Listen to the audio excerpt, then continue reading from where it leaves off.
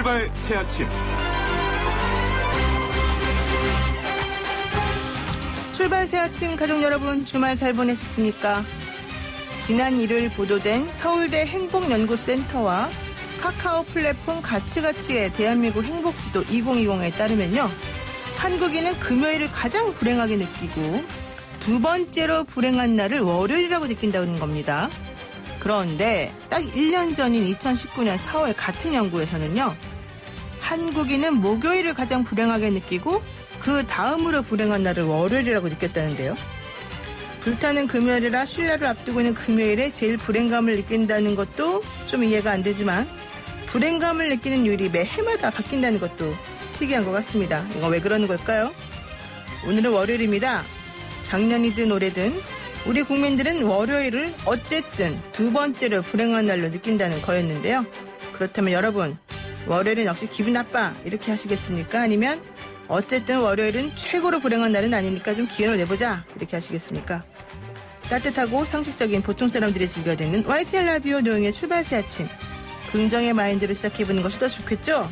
지금부터 힘차게 출발하겠습니다.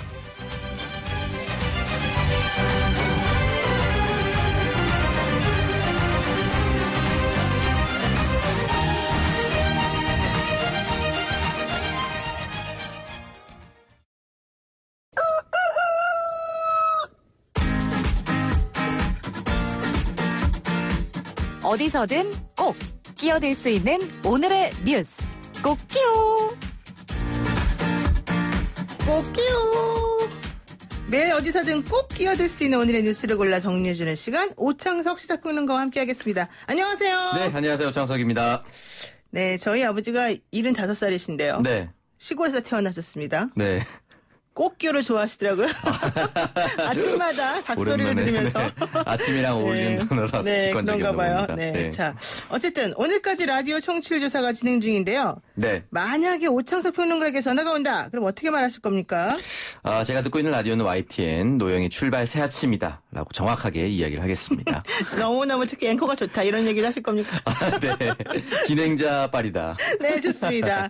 자, 이제 본격적으로 꽃기호 뉴스 브리핑 들어가겠습니다. 먼저 총선 이후에 미래통합당의 내분이 심상치가 않습니다. 네. 자, 어쨌든 당 수습을 해야 될 것 같은데요. 어떻게 하고 있나요? 네, 일단 미래통합당이 총선 참패 이후를 이제 모색하고 있습니다. 심재철 당대표 권한대행이 일단은 김종인 비상대책위원회 체제로 가닥을 잡으려고 했습니다.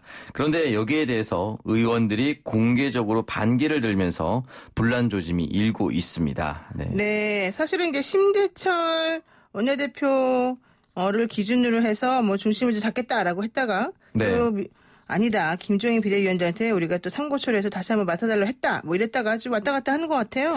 네, 사실 이제 왔다 갔다 하는데요. 김종인 전 비대위원장 같은 경우는 사실은 이제 총선이 끝난 직후에 자세가 안 된 정당을 지지해달라고 해서 송구스러웠다, 맞아요. 이런 표현을 남겼거든요. 맞아요. 네. 사실 이제 그 표현에 대해서도 미래통합당 의원들 또는 낙선자들이 굉장히 기분 나빠했었습니다. 근데 이런 상황에서 심재철 권한대행이 다시 한 번 더 비대위 체제로 요구를 한다라는 것에 대해서 공개적으로 반발하는 의원들이 많았고요. 또한 이제 21대 국회 개원을 앞두고 비대위 체제가 들어서려면 현재 의원이 아닌 21대 국회 당선자들에게 허락을 받아야 됩니다. 따라서 이제 당선자 총회를 열어야 됩니다. 네. 그 당선자 총회에서 추인이 될지도 좀 미지수입니다. 그런데 안 그래도 그거 여쭤보려고 그랬는데, 김종인 비대위원장이 선거 끝나고 자세가 안 된 당에 대한 지지를 요청한 것이 미안하다 이랬잖아요. 네네. 자세가 안 됐다는 게 무슨 말일까요? 일단 뭐 여러 가지로 해석할 수 있는데요. 가장 극단적으로 표현하면은 아무래도 그 총선 기간에 일어났었던 막말 논란. 당연히 국민의 대표로서 나온 사람들이 해서는 안 될 말을 쏟아냈습니다. 네. 그런 부분에 있어서 자세가 되지 않았다라고 표현한 것 같습니다. 오로지 막말 때문에 그랬을까요?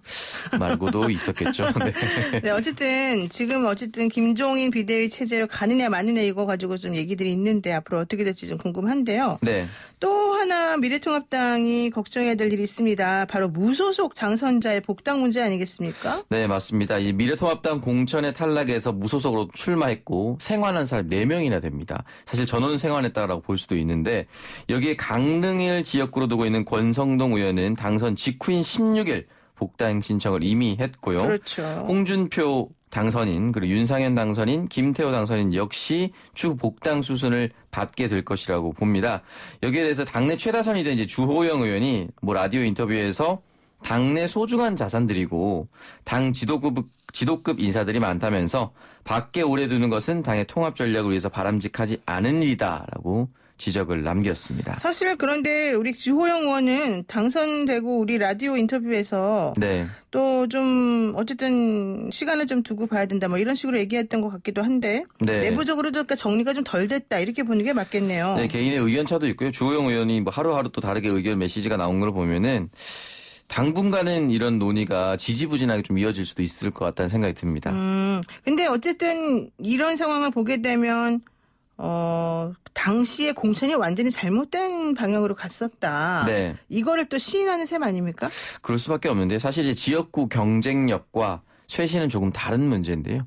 무조건적으로 쇄신해서 지역구 의석을 잃어버리게 된다면 국회 내에서 쇄신할 기회 자체를 잃어버리게 됩니다. 네. 그렇기 때문에 무소속으로 출마해도 생활할 수 있는 후보를 과연 공천에서 배제시키는 것이 옳았는 것이냐 이걸 한번 따져볼 필요가 있습니다. 네. 또 여기다가 뭐 통합당 집안 싸움이 또 시끄럽습니다. 김용태 의원하고 통합당에 있다가 나간 홍준표 네. 당선자하고 간에 또 설전이 오고 갔는데 여기에 또 강효상 의원이 끼어들어가면서 또 시끄럽게 되고 있는데요. 네. 앞으로 어떻게 될지 좀 봐야 될 것 같고요. 네. 근데 이문열, 이재호 등 제야 보수 인사들이 통합당 자진 해산해야 된다 이런 얘기를 또 했어요. 네, 이재호 국민통합연대 중앙집행위원장, 이문열 공동대표들은 이제 미래통합당이 이 총선 책임을 지고 자진 해산해서 재창당을 해야 된다라고 쓴소리를 남겼는데요. 네. 이 미래통합당은 중도 보수 세력을 획기적으로 재정비해서 향후 정치 일정에 대비하기를 기대하면서 몇 가지 고언하고자 한다라고 하면서 첫 번째로 해산을 이야기했습니다. 아니 그런데 미래통합당 만들어진 지 얼마 안 되지 않았습니까? 예, 만들어진 지 얼마 안 됐고요. 사실은 네. 선거 전에 받았던 보조금 선거를 통해서 다 썼기 때문에 사실 재창당할 때 비용도 많이 듭니다. 네. 당 로고부터 시작해서 모든 걸 바꿔야 되거든요. 그러니까요. 당분간 어렵고 아마 21대 개원을 기점으로 가능성은 열려 있다고 봅니다. 그렇다고 해서 뭐 통합당이 정말 자진 해산을 또 할까요? 이건 좀 다른 문제 같은데. 예, 자진 해산이 안 될 것 같고요. 네. 재창당을 한다 하더라도 결국은 인물 구성이 바뀌어야 되는데 그렇게 되기도 좀 어려워 보입니다. 그러니까 옷만 바꿔낸다고 되는 게 아니다. 그렇죠. 이렇게 보시는군요. 자, 그리고요. 또 하나 우리들이 촉각 곤두세우는 이슈가 있습니다. 네. 바로 긴급 재난지원금 지급 여부인데요. 원래 선거 전에는 여당하고 야당이 전부 다 막 주겠다 그러더니 왜 또 갑자기 좀 말이 바뀌는 것 같아요. 네, 안 주려나 보죠, 우리를? 그것만 기대하고 있었는데. 네. 일단 더불어민주당 같은 경우는 정부와 청와대의 이 지급 확대를 계속해서 요구하고 있습니다. 선거 전에도 그랬고 선거 끝난 직후도 청와대 특히 기재부는 여기에 대해서 적자 구체를 발행해야 된다. 또는 전례가 없던 일이기 때문에 빚을 내서 낼 수는 없다. 이런 이야기를 계속해서 했는데요. 더불어민주당 같은 경우는 이해찬 당대표가 여기에 대해서 100%로 확대하겠다. 또 다른 의원들 역시 여기에 동조했기 때문에 계속해서 요구하고 있는 상황입니다. 네. 그러니까 뭐 당의 입장하고 또 이 정부의 입장이 약간 다를 수가 있고 재정을 실질적으로 운영하는 쪽은 또 정부이니까 뭐 그럴 네. 수도 있겠는데 어쨌든 청와대에서는 정부안을 지금 내놓은 상태죠. 네, 맞습니다. 하위 70%로 지급 한정하는 기준을 이제 정부가 내놓은 상태고요. 이럴 경우에는 예산 규모가 7조 6천억 원 규모입니다. 네. 다만 민주당이 요구하고 있는 100% 지급을 하기 위해서는 약 2배 가량이 되는 13조가 필요한 상황이고요. 여기에 대해서는 추경을 편성을 해서 국회 심사 과정을 거친 후에 3, 4조를 증액하겠다. 민주당 인사들은 선거 직전에 김종인 비대위원장이라든지 황교안 전 당대표 역시 여기에 대해서 100% 지급엔 동의를 했기 때문에 네. 그리고 황교안 전 대표가 요구했던 내용은 1인당 50만 원, 약 25조 원이 들기 때문에 이 금액보단 적기 때문에 동의해주지 않겠는가라는 이야기를 남겼습니다. 근데 또 미래통합당 내부에서도 이 전부 다 지급하는 것에 대해서 또 이견이 있다는 거예요. 네, 사람들이 맞습니다. 좀 들어갈 때랑 나올 때랑 좀 다른 거 아닌가 이런 생각이 좀 들고요. 홍남기 경제부총리가 저는 참 소신이 있고 일관적인 것 같아요. 좋은 의미인지 나쁜 의미인지 모르겠지만은. 네, 맞습니다. 소신 있게 끝까지 반대하고 있습니다. 네, 그렇죠. 자, 그리고요. 오늘부터 이제 비동거 가족을 위해서 공적 마스크 대리 구매를 할 수 있다면서요? 네, 사실 이제 마스크 오브제를 시행하면서 그 약국 앞에 줄이 굉장히 많았었는데요. 이제 수급에 이제 안정을 찾으면서 이 공적 마스크 동거하지 않는 가족이라도 대리 구매를 할 수가 있게 됐습니다. 그동안은 이제 동거하고 있는 부모님과 아동의 한정에 허용했습니다만 20일 바로 오늘부터입니다. 1940년 포함 이전 출생자, 2002년 포함 이후 출생자, 그리고 거동이 불편한 임산주 병원 입원 환자, 그리고 장기요양급여 수급자까지 네. 동거하지 않는 가족 역시 대리 구매가 가능하게 됐습니다. 그러니까 정세균 총리가 사회적 거리두기를 5월 5일까지 하겠다라고 연장을 하면서 사실 네. 마스크 쓰는 것은 계속해서 오브제도 거의 그날까지 좀 이어질 것 같은데 네. 예전에는 막 어르신들 거동이 불편해도 본인이 직접 가야 되고 애들도 직접 가야 됐었잖아요. 네, 맞습니다. 이런 것들을 중간 단계로 어쨌든 엄마나 이런 다른 사람들이 동거하는 가족인 경우는 대리구매할 수 있게 되었는데 이제는 동거하지 않아도 네. 해줄 수 있다는 거죠. 네. 이런 거는 상당히 좀 좋은 것 같습니다. 네, 또 하나 정말 좋은 거는 이제 국내 장기 체류하고 있는 외국인 역시 그렇군요. 구매가 가능해졌습니다. 뭐 이 외국인들은 사실 그 동안에는 제대로 또 등록해서 체류하고 있는 사람들은 모르겠지만 또 네. 제대로 등록 안 되고 치료한 사람도 있었거든요. 예, 맞습니다. 그분들은 건강보험 가입 여부였죠. 마스크가 또 지급이 안 됐었대요. 네. 네, 우리나라가 이제 그 마스크 수급 물량을 많이 확보해 놨기 때문에 국내에 거주하고 있는 외국인까지 충분히 이제 수급할 수 있게 됐습니다. 네. 자, 그리고요. 국회에서 안내견 네. 그 시각장애인을 위한 안내견을 말하는 거죠. 네. 국회에 시각장애인 안내견을 출입하는 것에 긍정적인 검토가 이루어진다. 이런 소식도 있네요. 네, 그 미래통합당의 비례정당이죠. 미래한국당의 김혜지 당선자가 시각장애인입니다. 안내견 조이와 함께 국회에 등원할 수밖에 없는 상황인데요. 사실은 그동안 여기에 대해서 정확한 법 해석도 없었고 실제로 한번 무산된 적이 있었다고 합니다. 네. 2004년 17대 국회에서 첫 시각장애인 국회의원인 정화원 한나라당 전 의원이 안내견 동반을 시도했다가 무산이 됐다고 합니다. 근데 여기에 대해서 상임위 회의장에 이제 동물을 출입하는 금지 조항은 없는데 국회법 148조에 의원은 본회의 또는 위원회 회의장에 회의 진행에 방해가 되는 물건이나 음식물을 반입해서는 안 된다고 규정되어 있다고 합니다. 여기에 대해서 당시에는 안내견이 반입 금지 품목으로 정해졌었던 것이죠. 그러니까 그래서 김예지 당선자가 또 이랬죠. 나의 안내견은 네. 음식이 아니다. 네. 그리고 시각장애인의 눈이자 발이다. 이런 이야기를 남겼습니다. 네. 각 정당별로 즉각적으로 이제 이 안내견 등원을 해야 된다라는 논평을 냈습니다. 정의당 그리고 더불어민주당의 이수진 당선자 그리고 이석현 의원 역시 반드시 조의의 출입을 허용해야 된다. 이런 이야기를 남겼습니다. 네, 그러니까 미래통합당에서도 고맙다. 네, 이런 맞습니다. 얘기를 한 걸로 나옵니다. 네, 오늘 말씀 여기까지 들을게요. 고맙습니다. 감사합니다. 네, 꽃기원 뉴스브리핑 지금까지 오창석 시사평론가였습니다. 아침을 시작하는 슬기로운 방법. 오늘 내게 이로운 뉴스. 노영희의 출발 새 아침 슬기로운 인터뷰. 네, 이번 총선 결과는 거대 슈퍼 여당의 탄생으로 요약될 수 있습니다.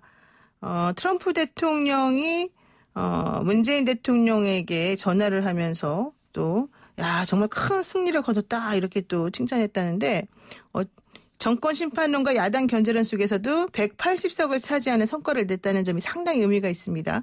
이번 총선을 어떻게 보고 계신지 이분을 통해서 한번 말씀 들어보겠습니다. 더불어민주당의 형제정당 더불어시민당 김홍걸 공동선대위원장 연결돼 있습니다. 위원장님 안녕하세요. 예, 안녕하세요. 네, 우선 당선을 축하드립니다. 예, 감사합니다. 네, 선거 끝나고 약 5일 정도 지냈는데 좀 얼마나 바쁘셨을지 잠깐만 얘기해 주실까요? 예, 뒷정리도 하고요. 또 저희 부모님 계신 국립묘지도 찾고 그랬습니다. 아버님이신 김대중 전 대통령님의 묘지도 찾고 뒷정리도 하셨다. 예. 자, 그러면은 승리를 하신 원인이 뭐라고 보세요? 예, 아무래도 이 코로나19 사태를 정부 여당이 안정적으로 관리를 해오지 않았습니까? 네. 그래서 아무래도 국민들이 정치의 중요성, 어떤 이 지도자를 뽑았을 때 이 결과가 달라질 수 있다. 또 국가가 나의 생명과 재산을 지키기 위해서 무엇을 해줄 수 있다 하는 것을 느꼈기 때문에 그런 결과가 나오지 않았나 하는 생각이 듭니다. 근데 이제 선거운동 기간 동안에 이 더불어민주당이 많이 좀 우세하다 이런 얘기는 있었습니다만은 더불어시민당이 압승할 거다 또 이렇게 예상도 하셨어요? 저희 더불어시민당은 이제 좀 뒤늦게 출범을 했기 때문에 그러니까요. 사실 홍보가 제대로 안 돼 있었거든요. 네. 책에도 잡혀 있지 않았고 그래서 사실 충분히 저희가 잠재력을 다 발휘했다고 할 수가 없고 사실 아쉬움이 많이 남죠. 한 일주일 열흘만 시간이 더 있었다면 더 좋은 결과를 가져올 수도 있었는데 하는 그 생각이 듭니다. 네. 그래도 김홍걸 선대위원장이 선거 기간 동안에 여러 목소리를 냈기 때문에 또 존재감은 어느 정도 과시됐다 이런 얘기도 있더라고요. 자, 그리고요. 그 야당인 미래통합당이 사실은 참패를 했는데 이 패배 원인은 뭐라고 보십니까? 객관적으로 보시기에.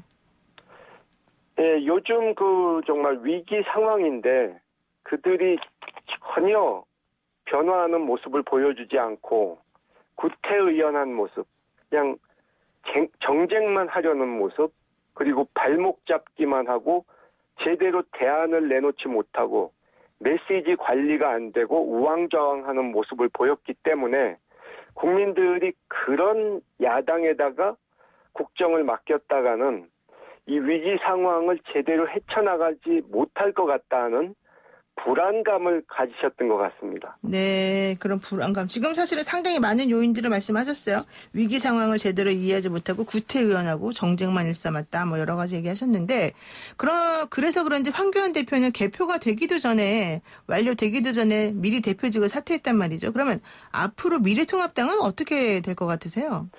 뭐 그쪽 내부 사정이야 제가 잘 모르지만 굉장히 내분이 상당히 있을 것 같고 저는 그 당이 어떤 창조적 파괴를 해야 된다.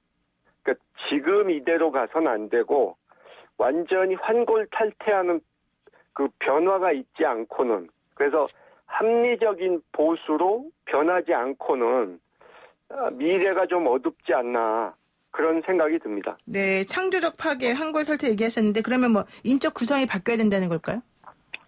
그런 것이 필요하겠죠. 지금은 너무 어떤 극우 보수, 아스팔트 보수의 이 표를 얻기 위한 노력을 하다가 네. 중도를 다 놓친 상황 아닙니까? 아, 그렇군요. 아스팔트 보수의 표만 생각하고 중도층의 마음을 잡지 못했다. 외연 확대는 관심이 없는 사람들처럼 행동을 했죠. 네, 그게 바로 폐행이었던 것 같다 이렇게 보시네요.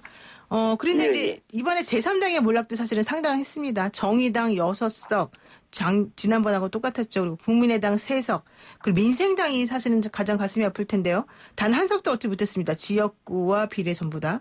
이거는 어떻게 보세요? 뭐 여러 가지 이유가 있겠지만 지금 물론 양당 간의 치열한 싸움 속에 이 다른 제3당이나 작은 정당들이 존재감을 드러내기가 힘들었고요. 또 그들 스스로 국민들이 자신들에게 왜 표를 줘야 되는지 그 점을 제대로 설득하지 못했다고 보는 거죠, 저는. 아, 국민들이 표를 줘야 되는 이유를 사람들이 이해를 못했다? 예, 그렇습니다. 특히 그 민생당 같은 경우에는 이제 호남을 기반으로 하는 그런 당이었고 민주당하고 사실은 어느 정도 일치하는 공통되는 분모가 있는 당이기도 했는데 그러니까 지난번 총선 때와 달리 이번에 이렇게까지 민심을 얻지 못했던 이거는 그러면 정확히 뭘까요? 뭐 지난번 선거 때 이제 호남의 유권자들을 속이고 안철수 씨가 마치 대안이 되는 것처럼 얘기했다가 네. 1년 만에 정체가 다 드러났지 않았습니까? 그러니까 그분들에 대한 평가는 이미 3년 전에 끝나 있었던 거죠. 아, 3년 전에 끝나 있었다. 뭘 속였다는 걸까요? 그러면 지금 말씀하셨는데. 그러니까 자신들이 어떤 구태 정치를 펼쳐오다가 네. 갑자기 탈당해서 마치 참신한 세력, 개혁 세력인 것처럼 유권자들을 속였는데 금방 그게 들통이 난 거죠. 그러니까는 구태 정치인 중에 뭐 한 분인 사람들이 모여가지고 아니다 우리 쇄신할 거다라고 하면서 국민들의 마음을 그렇죠. 사로잡았다가 옷만 갈아입고. 네, 옷만 갈아입고 사실은 제대로 된 정치를 못했다 이렇게 보시는군요. 자, 그러면은요, 지금 가장 이번 선거법 관련해서 문제가 됐던 게 바로 선거법 개정이 잘 됐냐 못했냐 이런 얘기도 있었어요. 소수 정당들이 원내에 진입하는 걸 조금 쉽게 해보자라고 하면서, 연동형 비례대표제, 준연동형 비례대표제 얘기가 나왔는데, 결국은 몽땅 다 실패하고 양당 체제만 굳건해진 거 아니냐, 이렇게 나오거든요. 이건 어떻게 보십니까? 예. 저는 뭐 개인적으로 대통령제 하에서는 뭐 연동형이니 다당제니 그것이 좀 쉽지 않은 것이다 이렇게 보고요. 연동형이 성공하려면 비례의석이 훨씬 늘어나야 되고 결국 의원 정수가 늘어나야 되는데 그거는 또 국민들이 원치 않으셨기 때문에 네. 근본적인 한계가 있었던 거죠. 그럼 앞으로는 그러면은 선거법 어차피 이번 선거법은 21대만 국한된 거였으니까 바뀌어야 되잖아요. 그래야겠죠. 그럼 앞으로는 어떤 방식으로 바뀌어야 될까요? 글쎄요. 그 부분은 상당히 긴 시간 논의를 해야 될 것 같습니다. 지금 당장 어떤 결론을 내기는 좀 어렵고. 네. 신중하게 검토를 좀 해보셔야 되겠다 이거군요. 예. 자, 그러면은요, 이제 이거 좀 구체적으로 강론으로 들어가서 한번 여쭤볼게요. 선거 치르는 기간 동안에, 더불어시민당 측, 특히 김홍걸 우리 당선자께서 열린민주당을 상당히 날석에 비판을 하셨고요. 여기에 정봉주 열린민주당 최고위원이 발끈해서 또 뭐 막말을 하는 그런 해프닝이 있었습니다. 이거 어떻게 보십니까?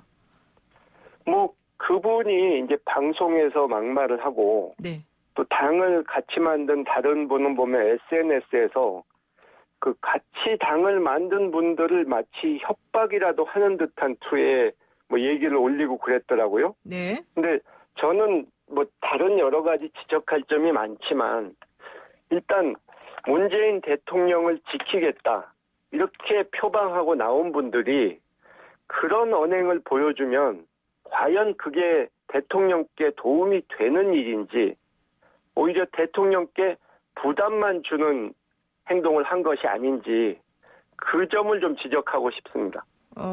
근데 사실 또 이 열린민주당 측 입장은 그렇더라고요. 김홍걸 당선자를 포함해서 너무 공격을 심하게 한다. 우리 그동안 가만히 있었는데 우리를 너무 나쁜 사람으로 몰고 한쪽으로 모니까 우리도 어쩔 수 없었다. 이렇게 얘기하던데요. 그분들이 일단 뭐 당에 불만을 품었거나 뭐 공천에 불복하고 이 탈당해서 당을 만든 것 자체가 해당 행위고 정치도 이상 맞지 않는 일이었기 때문에 저는 팩트에 기반해서 그냥 사실을 지적하면서 이렇게 한 것이 당신들 얘기하고 앞뒤가 안 맞는데 해명을 해달라 이렇게 지적했을 뿐이지 어떤 인신공격을 하거나 비방전을 한 것이 아닙니다. 그러니까 팩트에 근거해서 지적을 한 것에 불과한데 마치 인신공격한 것처럼 받아들이고 오히려 상대방들이 잘못한 거다. 그렇죠. 그렇군요. 그렇다면 앞으로 지금 열린민주당에 당선인 3명이 있어요. 이분들하고 더불어민주당의 관계 혹은 더불어민주당과 더불어시민당의 관계, 더불어시민당과 열린민주당의 관계 이건 어떻게 됩니까?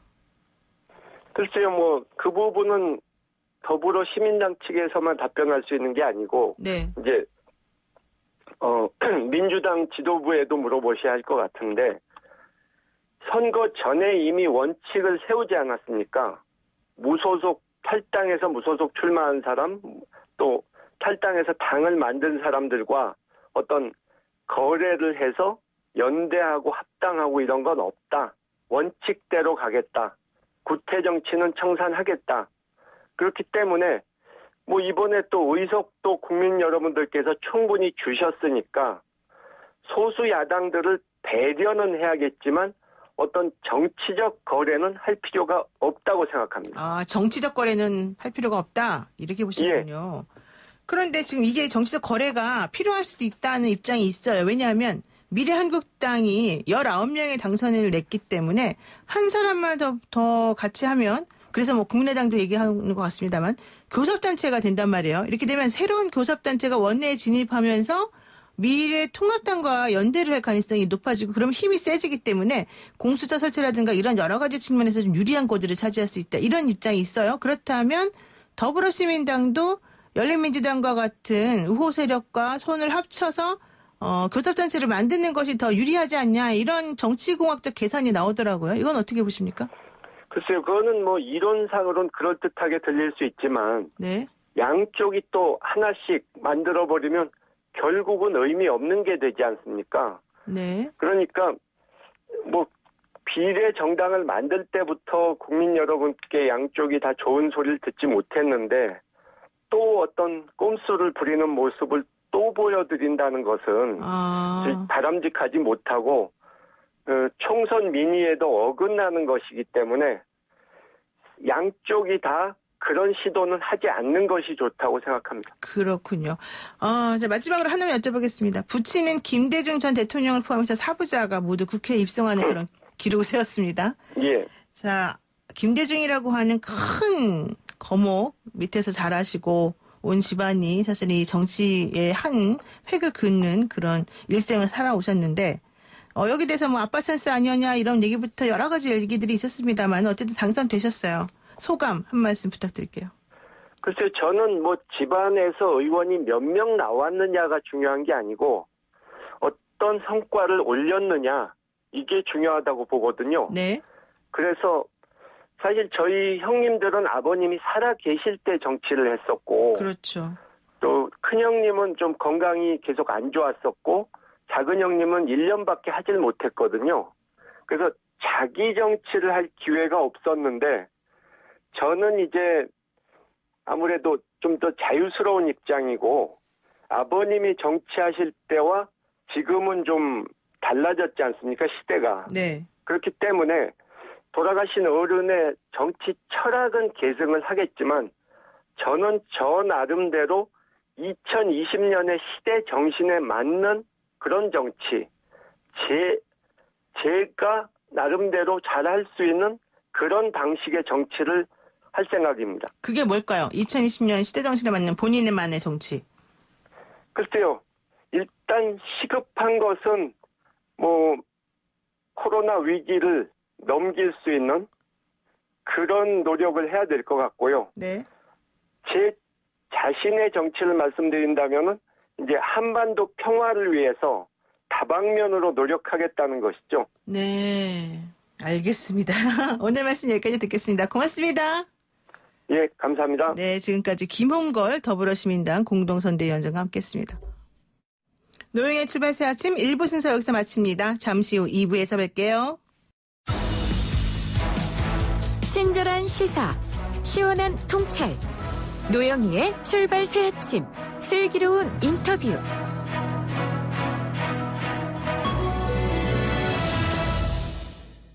4.15 총선 이후 미래통합당의 지도부 공백 사태, 비대위 체제로 가는 거냐, 비대위원장은 누가 해야 되는 거냐, 아니면 또 다른 방향 설정을 해야 되는 거냐, 의견이 분분한 상황이죠.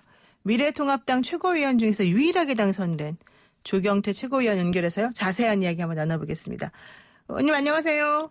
네, 안녕하세요. 조경태 의원입니다. 네, 우선 당선 축하드립니다.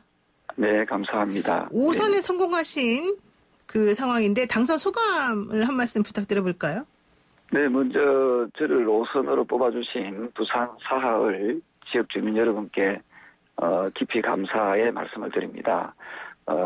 초심 잃지 않고 국가와 국민 그리고 우리 지역 주민을 위해서 최선을 다하는 그런 정치인 되겠습니다. 네. 정말 고맙습니다. 더불어민주당 이상호 후보를 상대로 해서 58.8%의 득표를 얻으셔서 당선에 성공하셨는데 그렇지만 이번 4.15 총선에서 이 조경태 최고위원을 뺀 나머지 미래통합당 후보들의 성적은 상당히 부진했습니다. 이 이유는 뭘까요? 일단은 국민들의 눈높이에 를 맞추지 못한 그러니까 겸손하지 못한 부분이 가장 큰 패배의 원인이다. 저는 그래 보고 있습니다. 네. 좀 더 겸손하고 낮은 자세로 국민을 생각하는 그런 정치를 펼쳐 나가야 된다. 저는 그런 입장입니다. 저희하고 조금 전에 인터뷰를 했었던 더불어시민당의 김홍걸 당선자가 얘기하는 미래통합당의 패의는 위기 상황을 이해하지 못하고 구태환한 정쟁만 일삼는 그런 정치를 했기 때문에 국민들이 선택하지 않은 것이다. 대안 개선이 안 되고 그다음에 대안이 없는 그런 얘기만 하고 메시지 관리가 잘 안 됐다. 우왕좌왕했다. 이런 말까지 하던데 이거는 동의하십니까? 네, 그 부분도 역시 겸손하지 못했기 때문에 그런 어떤 표현들이 나올 수밖에 없다 이를 보고 있고요.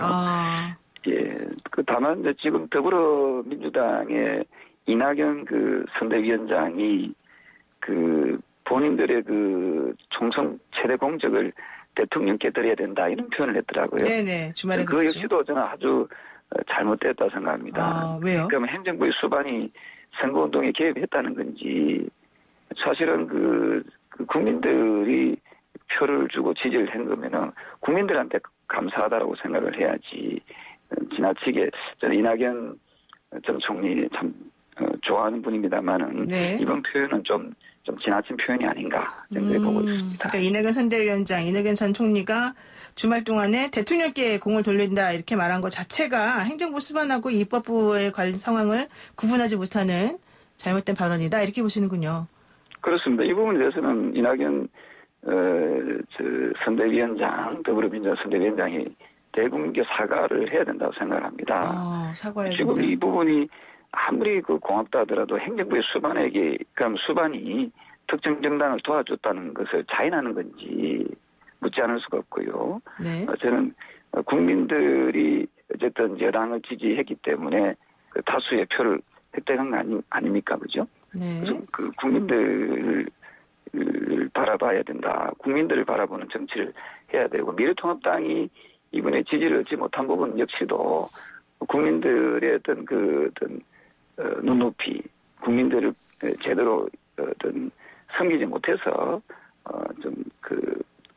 패배를 했다 이렇게 보고 있거든요. 그러면은 혹시 대통령이 이번 선거에 좀 어쨌든 관여를 했다 이렇게 또 보실 수도 있어요?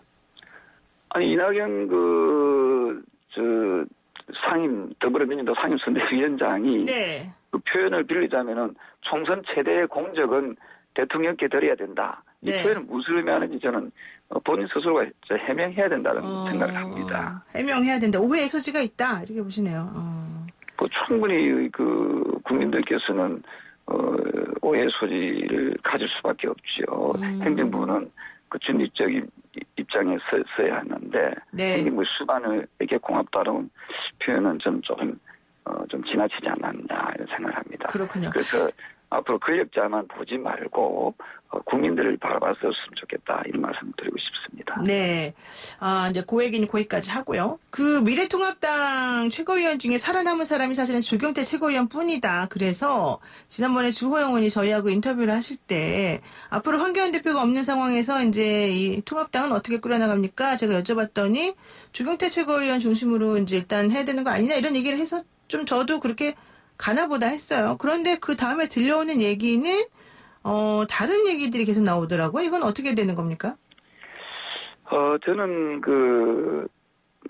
당연 당규에 보면은 원내대표가 이제 직무대행을 하도록 되어 있거든요. 네. 그래서 그게 이제 원내대표가 심재철 그렇죠. 의원이시니까 원내대표가 빨리 이 부분에 대해서 수습하는데 그 중심에 서야 된다는 입장이고요. 네. 다만 이걸 직무대행으로 할 건지 비상대책위로 할 건지에 대해서는 좀 민주적 의사결정을 과정을 잘 거쳐서 저는 진행해 나가면 좋겠다 이런 입장입니다. 그러면 여기서 지금 심재철 권한대행이 김종인 비대위원장을 영입해서 한번 좀 체제를 만들어 보자 이렇게 말하는 거에 대해서는 어떻게 보십니까? 그것도 하나의 좀 좋은 아이디어라고 생각하고요.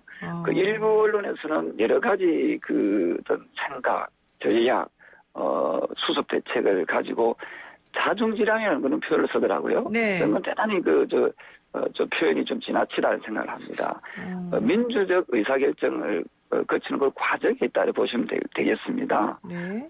지금 그래서 당내에 저희들이 주문하는 것은 21대 당선자들이 중심이 된 그런 그 총회를 빨리 열어야 된다. 그런 입장이거든요. 그래서 네. 이번 주 중에 당선자 대회를 열어서 이 상황을 어떻게 수습해 나갈 것인지에 대한 그 민주적 절차 의견을 좀 묻는 것이 매우 중요하다 이런 입장입니다. 그러면은 지금 전당대회를 빨리 개최한다 이런 얘기도 있는데 여기에 그러면은 혹시 조 최고위원께서도 나서서 당권에 도전하실 이런 것도 있으십니까? 네, 무슨 지금 일단 당부터 전열을 정비하고 나서 네. 당연 당규 절차에 따라서 전당대회를 치러내면 되고요. 이런 위기 상황에서 저한테 만약에 역할이 주어진다면 또 당원의 한 사람으로서 헌신할 그런 자세는 되어 있습니다. 그렇고 지금 또 미래통합당이 걱정해야 될 부분 중에 하나가 이제 무소속으로 당선된 네 분의 이런 또 중진 의원들 아니겠습니까? 이분들의 복당 문제는 어떻게 됩니까? 이 부분에 대해서 먼저 당선되신 그 네 분께 진심으로 축하의 말씀을 드리고요. 네. 다만 복당 문제는 복당 절차가 있습니다.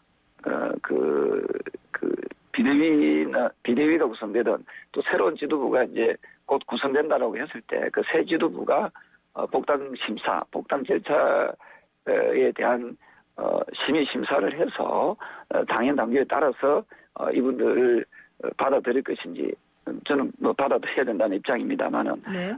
그 심사를 통해서 이 문제를 풀어나가면 좋겠다는 입장이고요. 네. 그 사이에는 우리 당과 좀 더 긴밀하게 협력 관계를 잘 유지하는 것이 좋겠다 이런 입장입니다. 네. 그리고 지금 미래한국당하고 미래통합당의 관계 위성 정당 얘기까지는 됐는데 미래한국당이 별도의 교섭단체를 만들기 위해서 미래통합당으로 흡수되지 않을 거다 이런 얘기도 있어요. 이건 어떻게 보세요? 예, 그 부분은 제 개인적으로 만약에 질문을 주신다면은 함께 통합하는 게 참 좋겠다는 입장이고요. 네. 또 미래한국당 내에서도 자신들의 입장이 있기 때문에 그 부분에 대해서는 미래한국당 입장을 들어보는 것이 적절하지 않을까 이런 생각을 합니다. 그럼 미래한국당과 아직 어떻게 하기로는 결정하지는 않으신 거군요. 네, 그렇습니다. 네. 네, 지금 긴급 재난 지원금 관련해서 또 얘기가 좀 있습니다.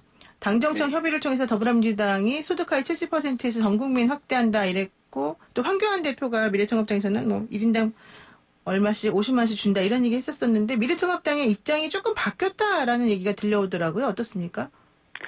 저는 진작부터 국민들께 이 부분에 대해서는 우리가 할 수만 있다면은 전 국민들을 대상으로 하자는 여당 입장하고 좀 유사하고요. 네. 이제는 이제 야당이 과거에 발목 잡는 식으로 반대만 하는 그런 어떤 느낌이 드는 그런 정책이나 정치는 이제 청산해야 된다는 입장입니다. 여당이 하고자 하는 부분이 있다면 적극적으로 협력해주는 네. 그런 좀 달라지는 그런 야당의 모습이 저는 매우 중요하다 이런 입장입니다. 그러니까 여당과 궤를 좀 같이 예, 이번에 코로나와 관련된 재난지원금 관련해서는 여당의 입장에 우리 야당도 적극적으로 협조하는 것이 저는 바람직한 모습이다 이렇게 보고 있습니다. 네, 그렇군요. 그리고 조금 결을 달리해서 다른 문제 하나 여쭤보겠습니다. 거대 여당이 된 다음에 윤석열 총장의 거취에 대해서 계속해서 이런저런 얘기들이 많이 나오고 있는데요. 미래통합당 입장에서는 이 윤석열 총장의 문제라든가 조국 수호 관련의 논란 이런 부분들은 어떻게 보십니까? 저는 윤석열 총장이 지금 수사를 잘하고 있지 않습니까? 네. 위선자 조국 우리 사회자님께서도 이분이 바른 분으로는 보지 않지 않습니까? 네. 그러면은 엄정하게 좀 수사를 잘하고 있는